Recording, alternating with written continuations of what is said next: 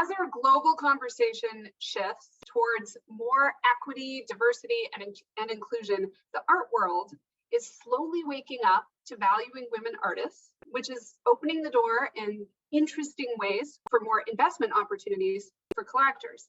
Additionally, the recent proliferation of NFTs and the emergence of Web3 has also changed the art market landscape and accelerated the financial growth for women artists in compelling ways.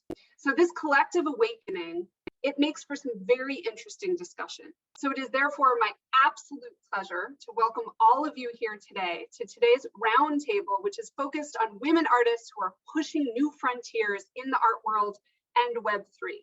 We have assembled an awesome panel of fourth floor members who are doing great things in the art world and in the art world where it intersects with Web3, who are joining us here today. So please keep yourselves muted. Also get your questions ready. We are going to keep an eye on the chat. We'll do our best to keep up with questions as they come in. You might want to mark them with a Q in the front just so we can see, but don't be shy. But before we dive in, first, just a very brief word about the fourth floor. For those of you who don't know, the fourth floor is a market network getting more women onto boards and cap tables of companies of all sizes, including startups, as a way to initiate or advance their for-profit board careers and help women entrepreneurs access funding and growth opportunities, both by leveraging advisory and governing boards and our backroom investment club. If you are interested in learning more and potentially joining us, you might want to sign up for a platform tour. We will drop the link in the chat now. You can also apply for membership on our website. We will also put that link in the chat. Please follow us on LinkedIn and consider attending our board bootcamp, which is coming up in June. We will also put that link in the chat and we'll give you a discount code.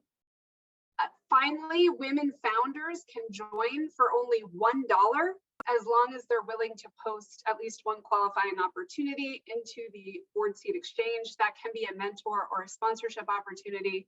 You can read more about it on our website, but it's very simple to apply. And actually, I lied, there is one more thing. Finally, we have a Pay It Forward initiative, which is just launched earlier this spring.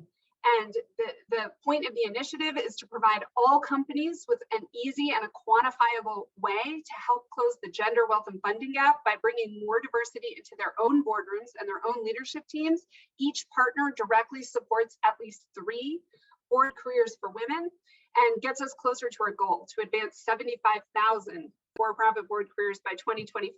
So if you are listening to this, you can participate, you can join this movement, you can nominate yourself, you can nominate your employer or another company you know. So you can go to our website to learn more about how to do that or message us directly. We would love to get everyone involved. Okay, so enough about me. I'm finally done. Let's get to the point of today. So now it is my absolute pleasure to introduce you to your moderator, Nina Kong-Surtees, who will join me here in the spotlight. Hello, Nina. Nina is an art historian. She's an art educator. She's a curator. And she's the founder and chief art legal advisor at Smart Advisory. But I will turn the stage over to you now, Nina, so that you can introduce yourself at more length and also introduce your fellow panelists who will join you in the spotlight. Of course, amazing. First of all, thank you so much, Breen, for the warm introduction. And thank you, Kat and the fourth floor for hosting this event and this conversation. I'm so excited and thrilled to be here. As Breen mentioned, I come from a very traditional art world. That's where I started my career path. I worked as an educator in museums and artist endowed foundations, focusing on catalog resumes and building artist legacies. And that's where it got me really inspired to get into the blockchain space since late 2018. And I'm currently helping artists to build and sustain their work and legacy in real life as well as Web3. Just a little minor tweak, I'm not a legal counsel, I'm a legacy advisor, so I like more focusing on building legacies for artists and collectors. But I'm so delighted and excited to be part of this panel, as well as introducing our esteemed panelists on stage. First of all, I'd like to introduce Hall Rockefeller, who is the founder and the director of Less Than Half Platform and Salon, and Jessica Greenwalt, who is also joining us. But let's get started with Hall. Please share us about your journey and how you founded Less Than a Half Platform and Salon. Sure, of course. And I'm sorry that I have a little bit of a green screen problem here, but I am, yes, as thank you, Nina, for the intro, and thank you for the fourth floor for hosting this conversation, which I think is one that doesn't happen as often as it should. So Less Than Half is an online platform that is dedicated to the work of women artists. That comes in a couple forms, through just general sort of editorial. I have a lot of writing on the site of profiles of women artists and that sort of thing. With a background in art history, I'm very interested in writing and scholarship. But the Less Than Half Salon, which was founded last year during our prolonged period of isolation, is an online virtual community that is designed for anyone who is interested in learning about the work of women artists, whether you're an artist yourself or if you're a collector or an arts professional. It's trying to become, and it is really, a space that is very contrary to the status quo. Out in the world, the male artists are front and center, and you have to dig a little bit to try to find your information about women artists, and it can be exhausting at times. So the Less Than Half Salon is a place where you don't have to be exhausted. The conversation is about women artists, and education is easy to come by. And then in addition to that, I have a new suite of courses and advisory services that are designed to teach women how to collect women artists. So the art world, I'm sure many people agree with me, is the traditional one, at least, is it's an impenetrable and opaque business that is it's very hard to find prices. It's very hard to get audience with someone who is willing to sell you a work. Artists are intimidating, galleries are intimidating. So this suite of courses is designed to demystify that process and make it possible for you to start collecting art with an eye towards women artists, which will ultimately, hopefully, change the status quo and get more money into the pockets of working artists and living artists, as well as cultural sort of significance to the work of historical women artists. So I'm happy to be here. That's so amazing, Hall. I'm sure we're gonna definitely delve deeper into your work, as well as like incorporating what Jessica will say. So without a further ado, I'd like to welcome Jessica on stage. Jessica Greenwalt is the creative director of VaynerNFT, as well as a VP of creatives for the PhishFort. Fun fact, Jessica is also a very talented digital artist. She wears multiple hats as well, but I'm gonna let Jessica speak about her journey as an artist, how she got into Web3, and how, like, where she is today from being an artist to a creative. So let's take it away, creative director. So let's take it away, Jessica. Yeah, this is going to be fun because you're both from the traditional art world. You have more experience with that scene, and I come from the tech world where, like I know over time we've had these conversations about how there's so many gatekeepers in art and how they're filtering out diversity. And in the tech world where I come from, it's like, if you see an issue, you just go ahead and make it, and you can completely turn whatever it is that you are creating a solution for on its head and just completely disrupt an entire industry.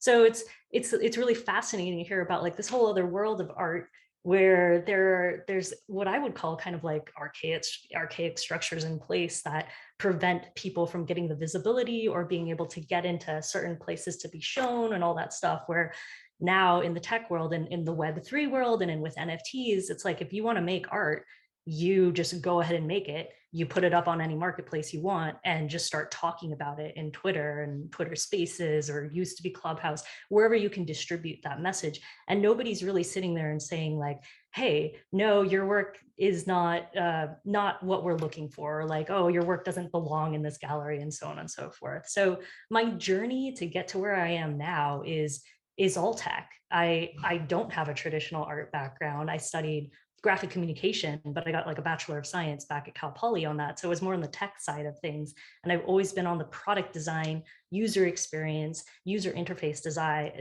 design side of the world.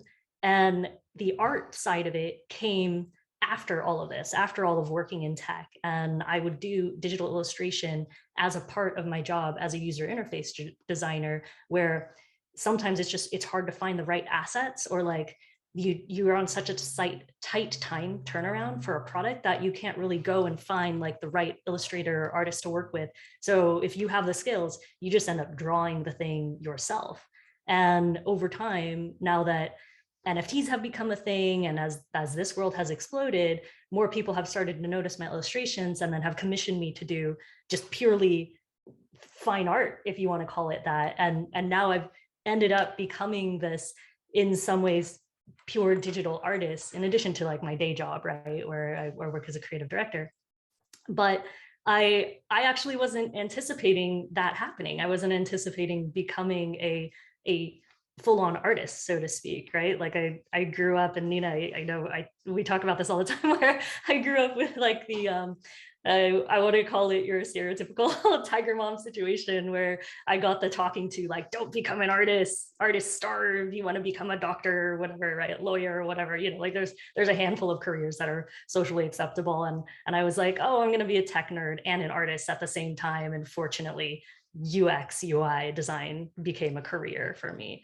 But yeah, like the whole like being an artist and just getting paid to be an artist actually kind of happened by accident in the last 2 years. So like purely for the art, not for you're making art for UI purposes. You're like just producing art, and it's being commissioned and being sold in shows. And it's just kind of really started taking off recently. So I'm kind of curious to see where that goes and how that happens. And it's kind of cool to compare notes with you, where like my art journey is happening without any context of the traditional art world and how hard it is to get visibility as a woman there. And instead, this experience of being in the Web3 world, where it's like, I can't help but get into different projects or get invited to different art shows. And like, there's just random news coverage on the stuff that I'm producing, because there's never been a gatekeeper for me. Like, I just don't even know what that world's like. So I'm excited to dive into this conversation. Yeah, I mean, you said a lot of things there, so we're gonna definitely dive deeper into those topics. But before we get really deep dive into our conversation, I just want to give the audience a little context what we talked about behind the scenes a few weeks ago with the pre-panel meeting. I mean, this conversation alone was inspired by Hall. She posted this interesting comment on LinkedIn, where she really compares the women artists who's been underrepresented for centuries. Now we're slowly bringing them back on the stage. But she was also like comparing it to the stocks, like the unicorn stock that we know of, Amazon, Apple, 20 years ago, right? They were like worth very little at the time. So Hall, can you elaborate on that comment that you posted on LinkedIn for the audience who may not be familiar with that? Yeah, concept? Absolutely. I think it's it's not quite a perfect metaphor, but for a couple of reasons. But the metaphor that I set out in that post was about how someone came up to you today and said, okay, if you could buy Amazon stock at the price it was 20 years ago, or Apple stock when it IPO'd, would you at that price, knowing everything you know about what Apple and Amazon are going to do, would you do that? And it's a no-brainer question. Of course you would. I mean, there's no doubt in anyone's mind that that's a good investment. So the analogy I made was that's how I feel about women artists. We have this opportunity right now where the work of women artists is being sold at prices that the work is not worth culturally or quality wise, the meaning that it's being sold for much less than what it means in the sort of grand story of art history. And it's the same thing. Why aren't we buying women artists if there's this sort of almost guarantee that these artists are going to increase in value over time as the world, which it is, slowly recognizes the contributions that women have made. And I think that's very clear. You see women artists breaking their own auction records all the time. You see works like the Frida Kahlo self-portrait that went for $30 million a couple months ago. Well, I think it was worth, honestly, I think even that was a bargain. $30 million for an iconic work of one of the most, maybe the most famous artists at the moment. Frida Kahlo is the most Googled artist in like 40 countries across the world. So to me, it seems like there's a very obvious opportunity staring us in the face, and we'd be stupid not to invest. Absolutely. Okay. Well, first of all, we need a time machine. I wish we had a time machine to go back and buy a bunch of all the stocks and a bunch of all those women artists. But I just wanted curious, because you asked the question yourself, like, why aren't we investing women artists? I mean, we're slowly getting into it, but I think still the stats still show that like the museums are still not having women representation in their collection, even though the women's are being shown at museums now, like major retrospective, but still they're still underrepresented in the art market. They represent only 2%, which is still like ridiculous number. So why aren't we like going out there and just like start like collecting women artists? I guess because anything is pretty slow, and I think it also has a lot to do with the amount of scholarship that's available about these women. That in order to make, I'm not saying that every single woman artist who existed in the past 500 years is going to increase in value. I think that's just not true. So being able to have the art historical knowledge to understand the impact that these artists have made, I think is really essential. And if that information is not readily available, if there isn't, for example, I know you've worked with catalog raisonnés, Nina, there isn't a catalog raisonné, which is basically a book that says all the works that artist made in their lifetime, which is a very essential tool when you're trying to authenticate works and price works and understand how much sort of that artist exists. If there are 28 of that painting, or if there's one of that painting, that's really important to know. So I think once that sort of information becomes much more available, once there's much more research on these artists, once it becomes very clear through museum shows, books being published, articles, catalog raisonnés, then the opportunity will be sort of crystal clear for people. So it's caution and it's lack of information. Absolutely. I think, especially the art institutions, there's so much catching up to do, whether in terms of technology or just like general, like, more women, of course, more diverse artists from various backgrounds as well. I just want to shift the gear a little bit, just focusing now, transitioning to Web3. I mean, let's just what Paul has really nicely put the analogy. Really, we're talking about traditional stocks, right? Like these old school way of investing. That takes time as well. But now, with the introduction of Web3, everything seems to accelerate, right? With the introduction of blockchain, the value has gone like with fraction of a time, right? These like companies, the traditional stock companies takes, decades to really grow, but now Web3 just accelerate everything else. And even the artists career is accelerating at skyrocketed at a rapid pace. So as an artist, as a creative director for a major NFT enterprise, how is Web3 empowering women artists, financially and culturally? So question for you, you gave a stat earlier about the traditional art market. I think you said like 2% of sales are from female artists. Exactly. So, auction sales. Okay. Well, I don't know. Do they have like a general percentage across the entire market, or is that kind of the market that people use? Or is auctions the marker that people use to track art sales? No, it's significantly better in the gallery world, because there's generally selling contemporary artists. It's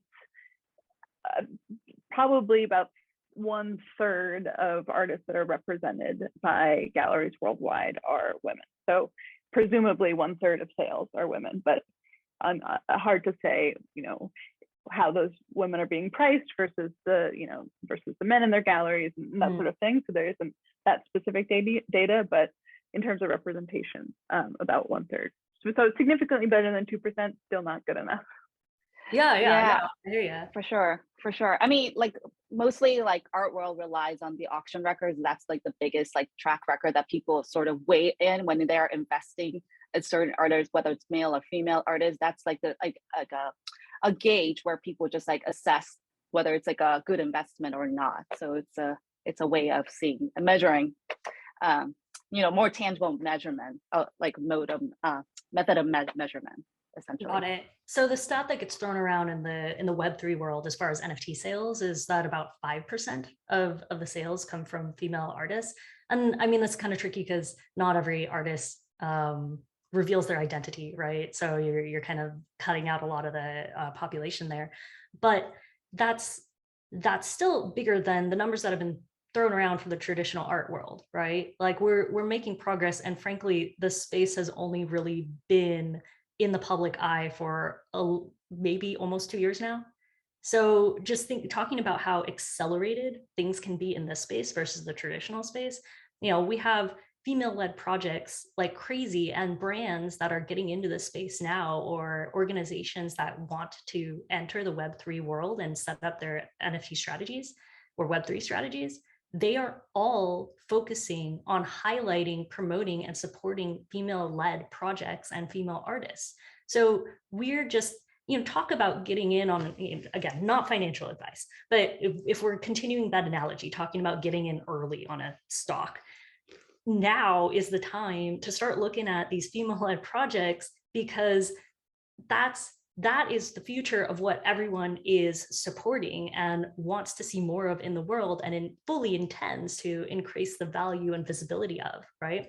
So it's kind of like a far more positive outlook in the Web3 world and like the high tech world. It's kind of actually interesting to me to hear about when I watch on Instagram, like old fashioned gallery owners or art advisors giving advice to artists, being like, oh, you don't want to approach a gallery owner at this time, or like there are rules for engagement. And it's funny to hear that. It's kind of like watching an old documentary, right? Because there are people who are talking about like this old way of working in the traditional art world. And then now it's like, are you an artist? Do you want to do what you love? Go ahead and hit up whoever you want on Twitter directly. Like hit up that gallery, hit up that exchange, hit up the crypto company. It's totally fine. There's no one's going to get upset with you. In fact, you're pretty likely to get a response back, because everyone in the community is so supportive of helping onboard more people, especially underrepresented people, into the space. Like if anything, now is the opportunity. If you're a woman and you are an artist, or you want to be an artist, now is the optimal time to just start getting out there, putting your work out there, even if it's not exactly where you want it to be. Like I know a lot of people have this idea where like, oh, and some artists kind of give the advice, they'll get up on stage and they'll be like, oh, you need to perfect your voice, your brand message, perfect your art style first. And what we're actually seeing in this space is that collectors, this broader market of collectors, because now NFTs have made it possible for more people to be art collectors, they're actually interested in the behind the scenes experience, the process of becoming the artist, right? And like being able to be along for that journey and even own a piece of that journey.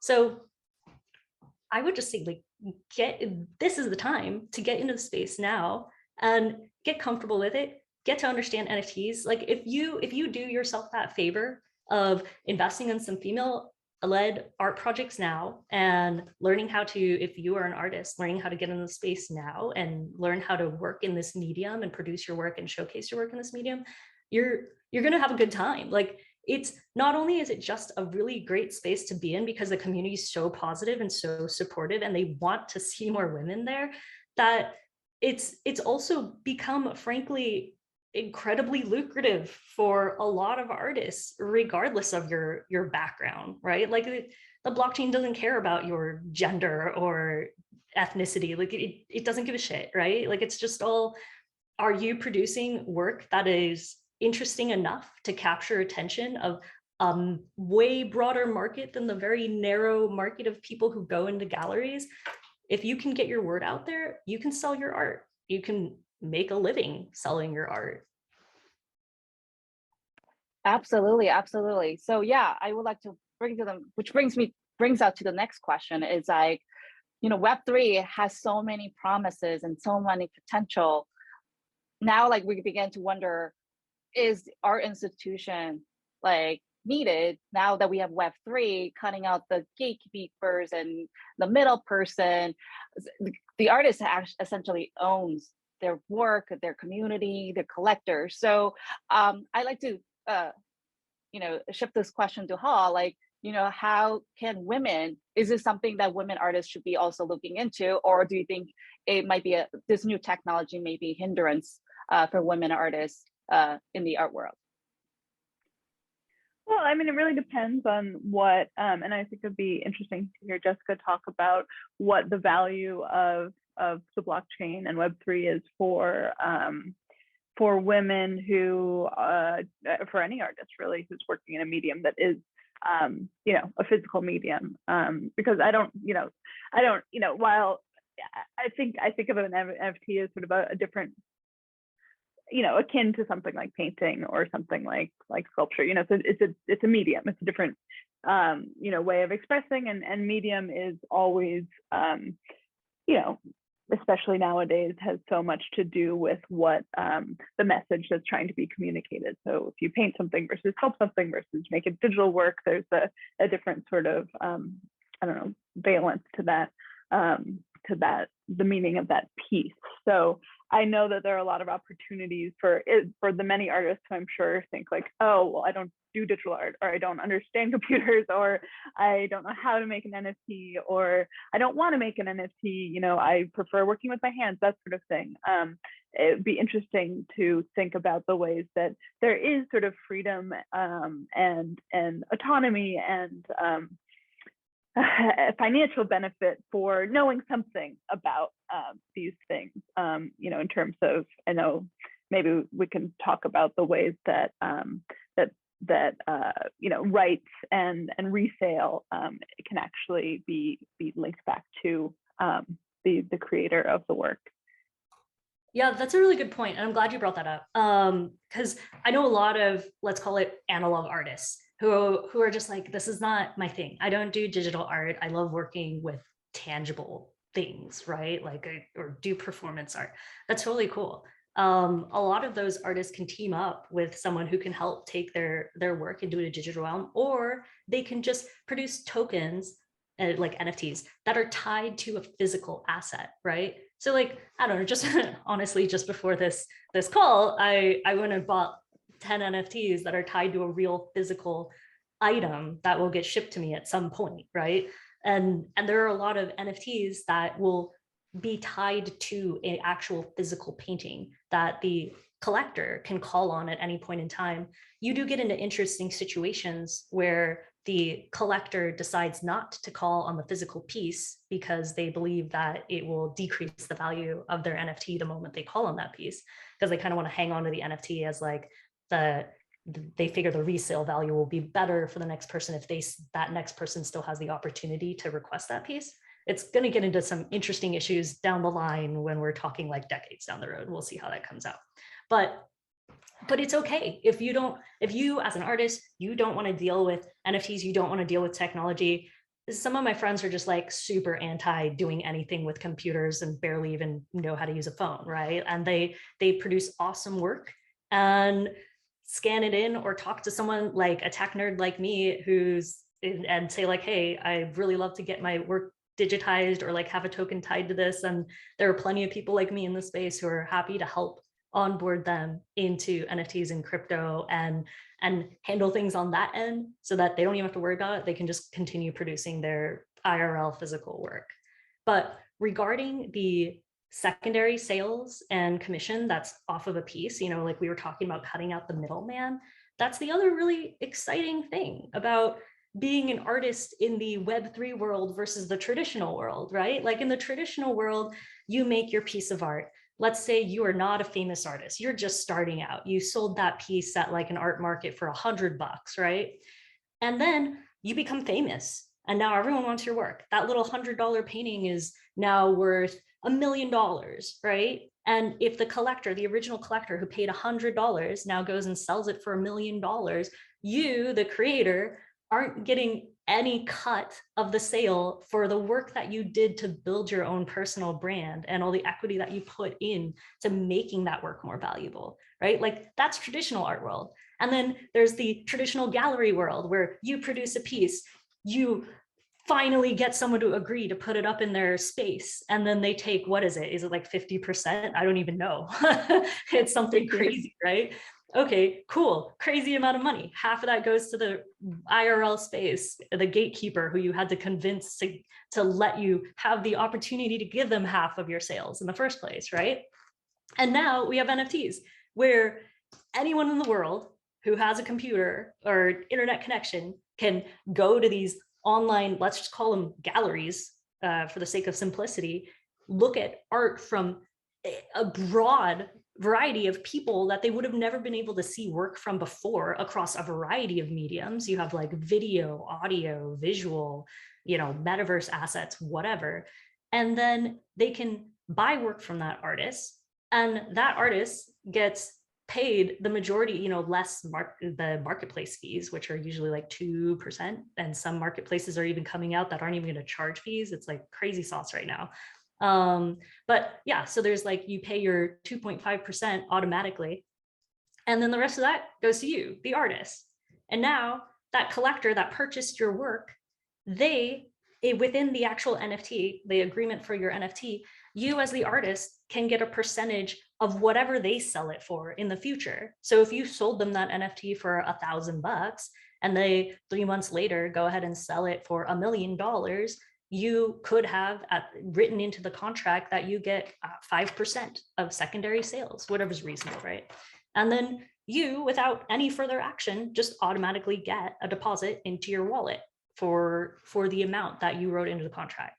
And by you writing into the contract, I mean like you can actually mint NFTs without needing to know any code. I'm not suggesting that artists need to be able to like go in there and code in like, I would like 5% of secondary sales. There's platforms that'll automate that for you. So yeah, super exciting time for artists. This is probably the best time in history to be an artist. Yeah, I mean, you raise a really great point too, especially artists in Web3, and the art world still needs a lot of improvement, right? Like not much has changed for centuries, especially when it comes to secondary market. The artists do not get any royalties, even though there's a law, but no one's enforcing that law where artists should be where the royalties should be distributed to the artist. And if it is, it's so minimal too. It's not like as substantial as like the artists in Web3 are getting.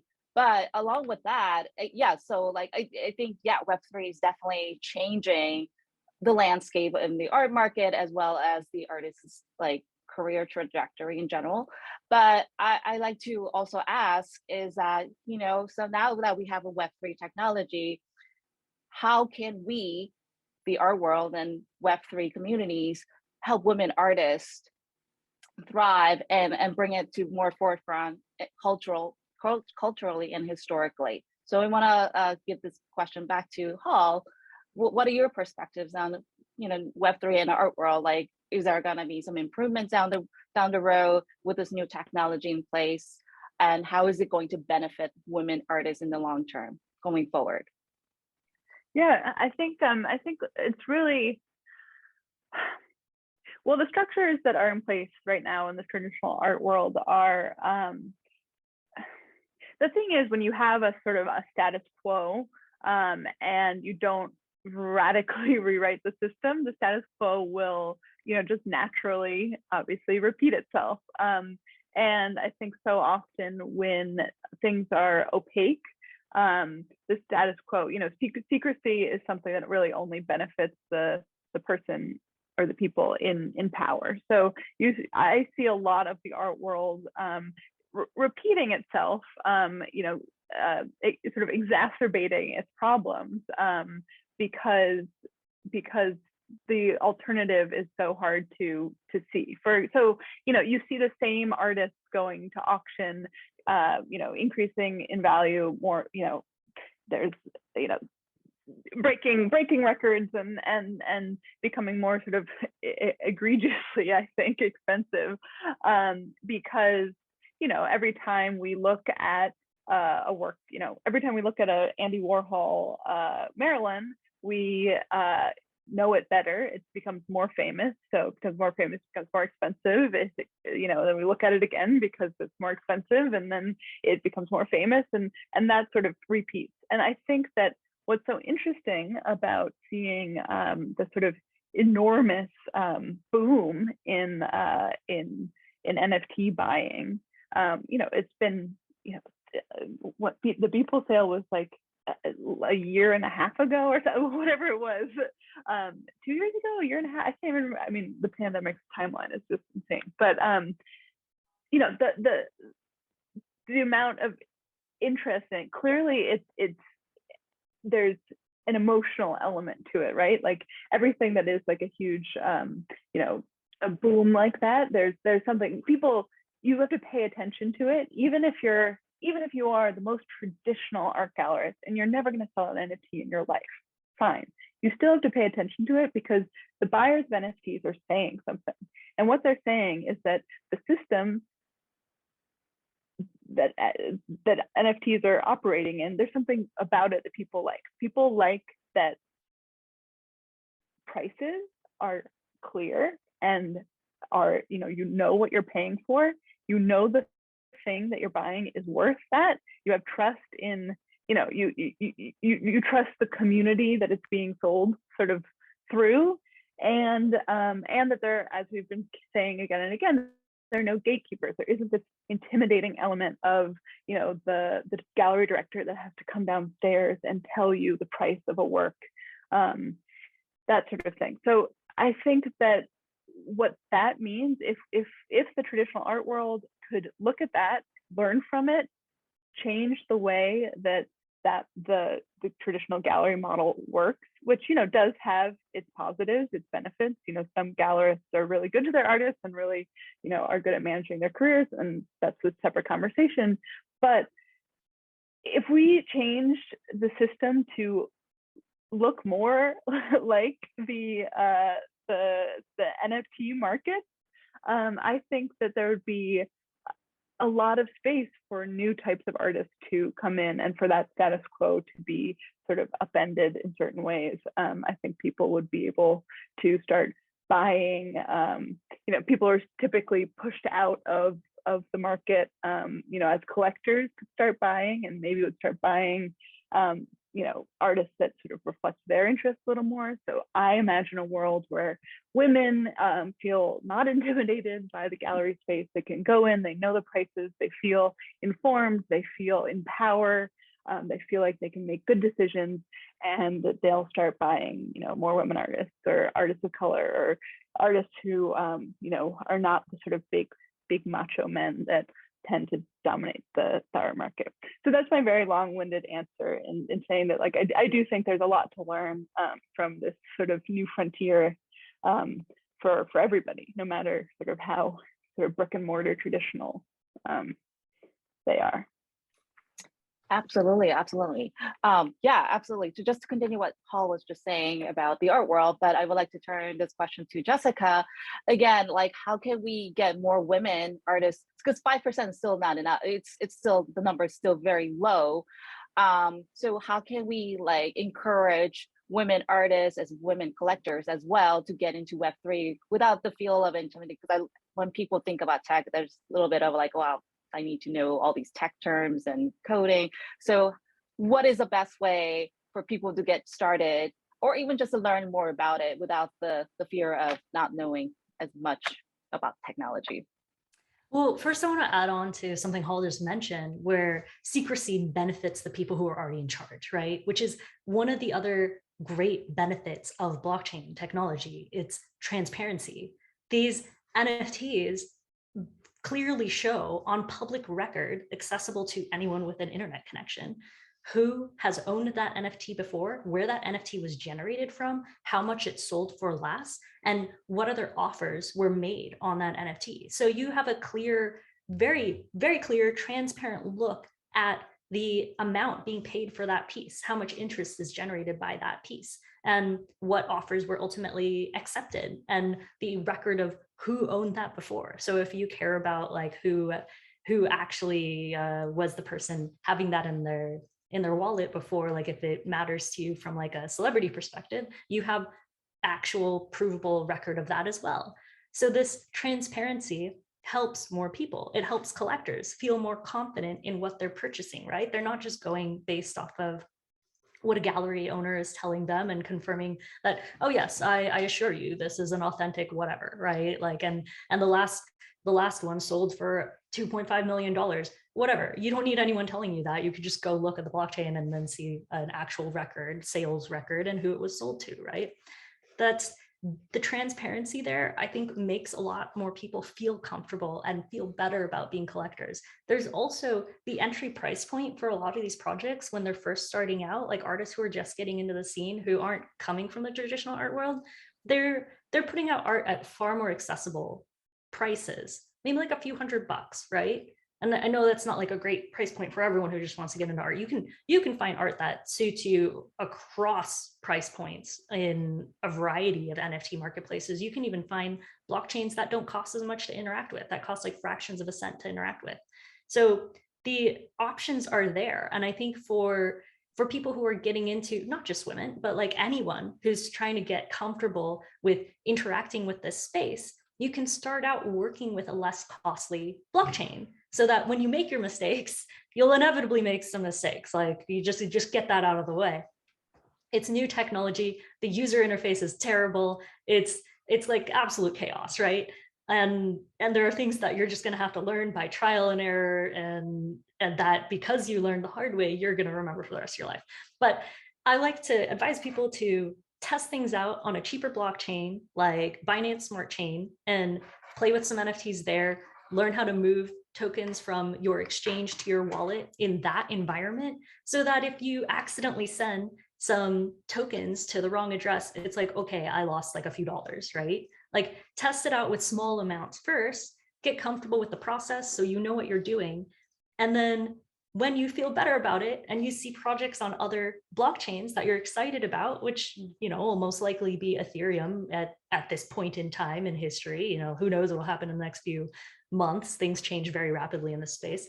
But then when you get to this more expensive blockchain, you're like, okay, I already know how this works. I've gone through this once before. The only thing I'm changing now is how much money I'm spending on each transaction and probably the price point of the art. So you'll have a little more confidence there. But just as like a public service announcement, always triple check your transactions when you're hitting that send button. Triple check your wallet address that you're sending funds to. I know it's really easy for people to get distracted and then like try to be on the phone and then do this on the other side, like have a screen up on their computer and try to buy some art or move some tokens. Just give it your full attention. It takes a second, and then you know you're actually doing it right. You can't undo your transactions right now. This is totally on you to make sure you're paying attention and knowing what you're doing. But yeah, so long answer. The short way of saying that is just start experimenting now. with a lower cost blockchain and get comfortable. And that's how you can start getting into the space and learning how to collect. And as you're learning how to collect, if you are trying to be an artist, that will make you better informed to know what you're asking collectors to do when you're putting your work on different blockchains or on different marketplaces. And it also gives you the ability to educate the next person. I think you'll find that in this space, once you get in here, there are a lot of people in the space, and we are all very happy to help educate the people who want to get in, because we're so excited about what's happening in this world and the opportunities across the board, not just financially, but from community building and career growth, and just the access you have to amazing experiences here right now is incredible. And we want to share that with more people. And we want to see a more diverse community getting to benefit from these things. So it's not just like the Web2 world that just continued to build up people who are already successful, right? Like we want to see other people enjoying this opportunity and success. So it's a welcoming environment. You can jump in and start experimenting. And if you have any questions at all, you can hit up most people who are playing around with NFTs on Twitter, and they'll be like, oh, this is how you do it. Actually, a lot of Discord channels, for projects, like if you find a project you're interested in and you go under their general chat and you need help with anything, if it's an active Discord, there's like a dozen people who will immediately respond to you and help walk you through the process of how to get onboarded onto the project, how to start a crypto wallet, like you name it. You can ask whatever question you have about NFTs and crypto in the space, and people will try to help you out. Everyone's here to help you out right now. So just do it. Just dive in. Yeah. I love that. I love that. So yeah, this is actually a great segue for questions from the audience. I found one question. So first question, I'm just gonna go back. It was a really good question about provenance. Somebody asked about the provenance. Let's see. Oh, so it's a question for both of you. So does provenance impact the value of higher value NFTs the same way it does with the higher value works in the traditional art market? So do you wanna take that? I'll like Paul take this question, and then Jessica could add her perspective as well. I don't know if I know the answer to that question. I do know that it does, provenance absolutely affects, marginally work, but, it has to be, I don't know how many people who own, I think that the amount of people who are significant enough for their work to mean something is probably pretty small, their collections.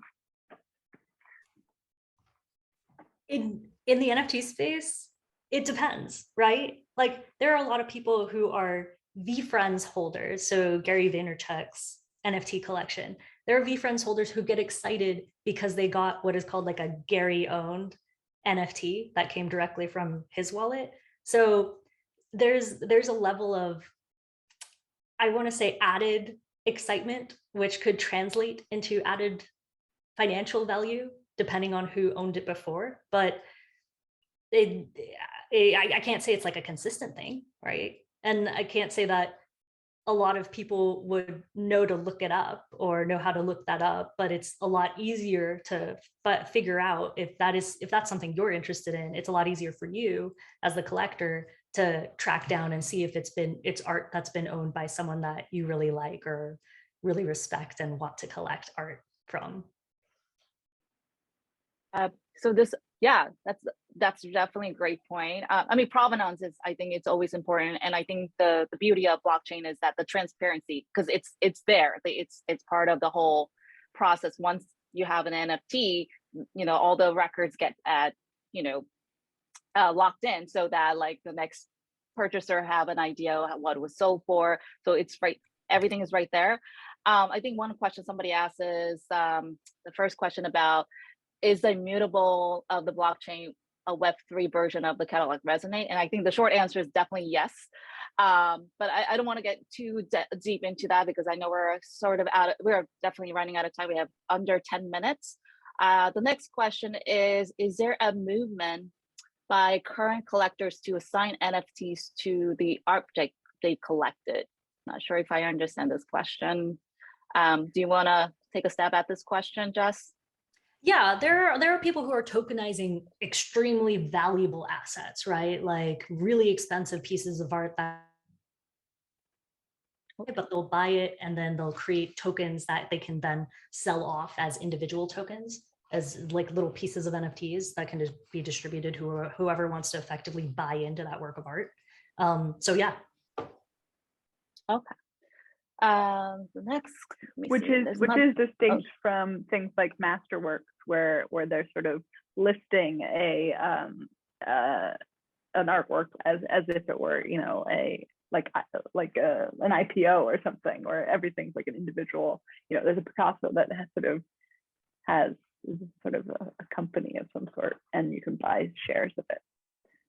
Yeah, like fractionalized ownership. There's gives people opportunity to have access and invest in part of this, you know, massive masterpiece that you would normally buy by yourself. So yeah, there's a lot of opportunities out there. And which leads to our next, the final question is what options are out there for people to start investing in women artists in the traditional art world and Web3, I might add. So I'll have that. You could take it away, Hall. You could start off that question. That's a great question. Well, I do help people. I have a suite of courses where I sort of teach people how to navigate the art world and figure out how to refine your taste and figure out what type of artwork that is out there that you can, you know, fits your budget and fits your taste and that sort of thing. Certainly, I think, and this is what I tell a lot of people, and I think it actually does rhyme a lot with what Jessica was saying about, you know, there are places where you can start to sort of experiment, that you can start buying work without any sort of speculative element or any sort of investment element. Of course, art is something that is a very individualized thing, and there are plenty of people who you know, are selling work for hundreds of dollars, for thousands of dollars, for prices that, you know, will fit into pretty much any budget. I even say, you know, just start buying the postcards in the you know, museum gift shops and try to, you know, refine your taste that way, and think about what you like looking at, and sort of try to critically engage your own taste that already exists and figure out what's consistent about it, and then start going from there. But certainly I always look to, you know, if you just read between the lines of any art history book, there's always a woman there. You know, maybe she's mentioned in a parentheses in a traditional textbook. You know, zero in on that and say, okay, I'm going to look into that person's work, and all of a sudden, you know, you find that there's a whole career there. You know, there's a whole arc of output, and go from there. It's really astounding how much work by women exists that has just been historically just, you know, erased almost. It feels like this deliberate kind of like Xing out, and it's up to museum goers and collectors and you know, everyone else to pull them out of that history-induced obscurity and put them into the limelight. Yeah, that's really great. But same question to you, Jessica, except it's Web3. How to get people started, because there's so many noise and a lot to sift through. So how can get people started collecting NFTs and supporting artists in Web3, whether women or others? There are a lot of great women-led, women-focused projects right now. A lot, like the entry one for a lot of people is World of Women, and I dropped the link in the chat directly to the OpenSea collection. This is on Ethereum. Another one that just dropped over the weekend while I was off the grid is Pastel Persons, and that's female-led team, women artists, and also just awesome community. Highly recommend looking into them. Super friendly looking artwork too. If like other art styles are a little too intense for you, this is like a fun, playful look. Women in Weapons, more on the intense side, right? It's a bunch of badass ladies carrying around weapons to kick ass. So that's another one I dropped in the chat. Those are 3 really great projects to look at and just get a sense for if they suit your vibe, if that's what like you identify with, because a lot of people will buy one of these NFTs, and we call these type of collections PFPs, as in profile pictures. And you'll use, once you buy one of those NFTs, a lot of people will actually just use that as the profile picture for their social media to show their affiliation with the collection, to show that they're a collector of that, they're part of that community, they like what they stand for and what they represent. So those are like 3 great projects to look into and get started. And if you hop into the Discords for any of those projects, you're going to learn about a ton of other female-led collections. World of Women's generally like considered the most popular one, right? Like that's the women-led blue chip project. Yeah, fantastic. Now we're almost at the top of the hour, but before we log off, are there any final comments or remarks in terms of like how we can improve the stats both in the art world and Web3? I'll start with you, Hall. I mean, I think about often, well, you have to wonder at the motivations behind certain things, and you know, why do things keep perpetuating themselves in the more traditional art world? And I think partially it's a little bit of fear and a little bit of you know, there's sort of no proven track record for women because there hasn't been you know, I think if a museum needs a blockbuster show to, you know, fill that part of their budget, they might not take a risk on a unknown woman artist. But to that, I say, I think that's kind of BS, because the Guggenheim a couple of years ago had their big Selma off Clint retrospective, a name that pretty much no one knew. And it was the highest attendance that the Guggenheim has had in its entire history. You know, so I think that that sort of reasoning that we can't take a risk on a woman because they're sort of unknown, amazing. You have the catalog and the notebooks. So that, to me, you know, what can you do as an individual? You know, be one of those bodies who's at the Guggenheim show, to buying a ticket, showing that, you know, this is the type of show you want to see, that you're sort of tired of all the, you know, repeat shows of all the same names, so that you want something new, you want something interesting, you want new perspectives, and, you know, be the person who's sort of voting with your presence. That's my advice. And then of course, buy women artists, buy on the primary market, buy directly from women artists. I think that's also really important. I flew across the country for that art show when that came out. That's the only art show I've ever flown anywhere specifically. It was worth it. It was totally worth it. Yeah. What about you, Jessica? Any final remarks or thoughts on increasing the percentage of women? I mean, this is a step right here. Everything the fourth floor is doing with hosting these talks and educating more women in the space about how easy and inclusive and accepting the space is, and how welcoming everyone will be if you decide to get in. This is part of the journey right here. We're doing that work right now to spread the word.